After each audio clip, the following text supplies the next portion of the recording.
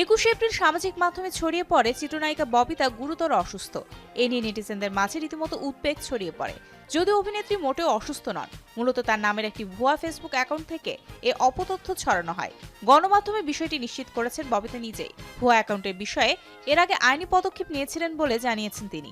এর আগে মৃত্যুর খবর ছড়ানো হয়েছিল আন্তর্জাতিক খ্যাতিসম্পন্ন এই অভিনেত্রীর। এসব ভুয়া ফেসবুক অ্যাকাউন্টের বিরুদ্ধে কঠোর পদক্ষেপ নেওয়া প্রয়োজন বলে মনে করেন ববিতা। বর্তমানে তিনি ঢাকার গুলশানে বাসাতে আছেন, সুস্থ আছেন। সোমবার ববিতার নামে ওই ফেসবুক অ্যাকাউন্ট থেকে স্যালাইন লাগানো হাতের ছবি পোস্ট করে অসুস্থতার বিষয়টি প্রচার করা হয়। ফলে নেটিজেনরা সহজে বিশ্বাস করে বসেন তাদের প্রিয় অভিনেত্রী খুবই অসুস্থ।